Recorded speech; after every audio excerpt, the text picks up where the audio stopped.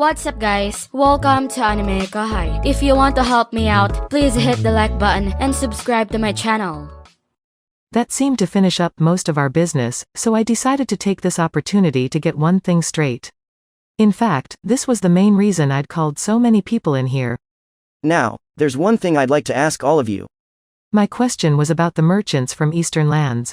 I had a suspicion they were plotting something, so I wanted to discuss this as I cautioned the rest of the hall about them.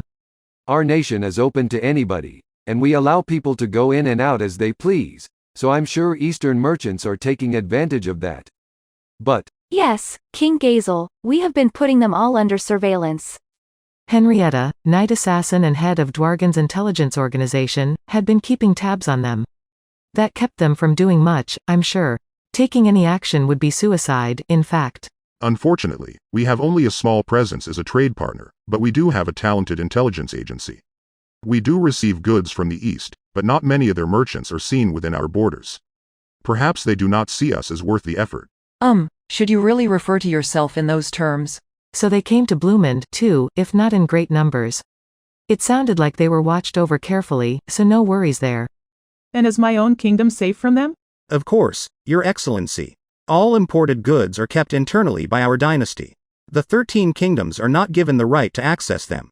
The sorceress dynasty of Thalion's borders were all but closed to foreigners. It barely even interacted with other nations, and there was no way for merchants from the east to get inside. I sincerely doubted any of them could hoodwink Elmesia, so they were likely fine as well. My main worries were for Farminus, the new nation I'd left to Yam. Hey, by the way, did Raisin check our account books like Diablo asked? You need to stop speaking so informally, Yum. Sorry, he said he examined them all, investigated how much impact there was from the merchants, and severed ties with them all. Of course Diablo had it handled. It's scary how talented he is. I thought about giving him some praise, but not in front of all our guests.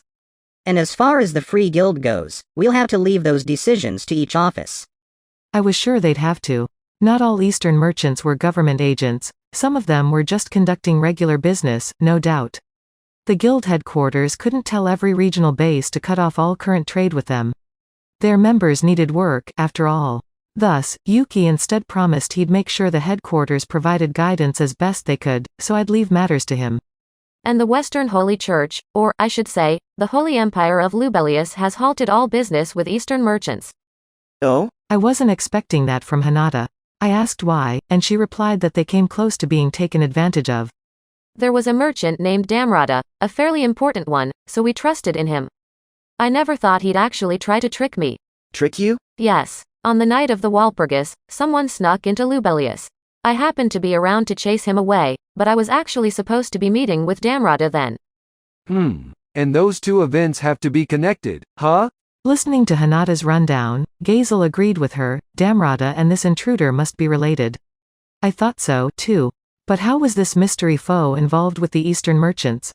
And wasn't that when the demon lord Roy was killed, too? Was that this intruder's doing? Well, I concluded. Either way, I think we all know what we're dealing with. Everyone nodded. Good. Building a network of nations on the alert for Eastern activity would help us get a grip on their future moves. And now that I knew we were all on the same page, I officially adjourned the meeting. Now, only my own staff remained in the meeting hall. So, Sir Rimuru, have you come to a conclusion? Yep. I said to Benimaru. No doubt about it. The patron, Clayman refused to identify is Yuuki Kagurazaka. I agree. The lack of evidence is an issue, but I have no doubts, either. If Diablo agreed, there was no room for questioning it. I had only become sure of it after Luminous gave me her advice. The other woman I was reserving judgment on for now, but Yuuki was definitely suspect. I mean, only a very few people knew about what had happened between Shizu and me.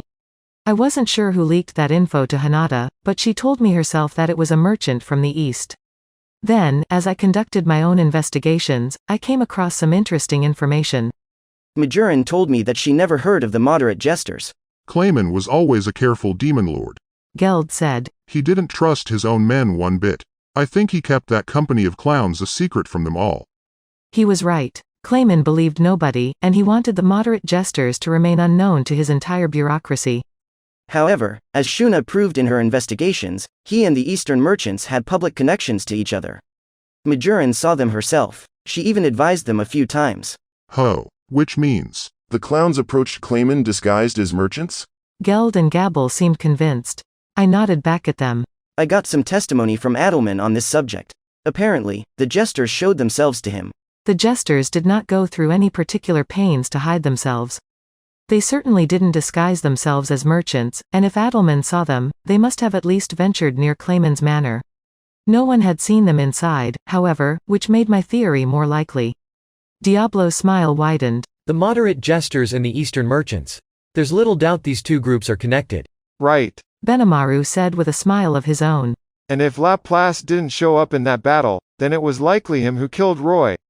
Out of the three jesters I knew, Footman and Tyr were busy behind the scenes in the battle against Clayman's forces, looking for and killing any magic born liable to betray the Demon Lord. What was the third among them doing, then? Benimaru had to be right. This other jester was infiltrating Lubelius, in search of something. Everyone who knows about Shizu and me was present at today's meeting. That was why I asked the last question I did. Kabul, Ellen, and Guido were out of the question. Gazel and Elmesia could be crossed off the list. Fuse, Veryard, and Blumen's royal couple were beyond a reasonable doubt. They had no clear motive and only trivial connections to the merchants. And Hinata, being almost victimized herself, couldn't have perpetrated this. That just left Yuuki. He admitted that he has connections to Eastern merchants, yes. He couldn't have pretended otherwise. That high-quality paper they've got is made in the Eastern Empire, apparently, and Yuuki always had an ample supply of it. There's no way he could have denied it. We could have extracted something more from him today. A written confession or the like.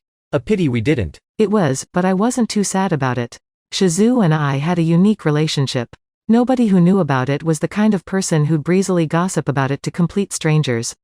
If someone leaked the news, it had to be someone opposing me. And if you considered the list of people who were sure that information leak would make Hinata act, Yuuki was the only one I could think of. To tell the truth, I had suspected Cabal's group at first. But it was Ellen's advice that made me decide to become a demon lord in the first place.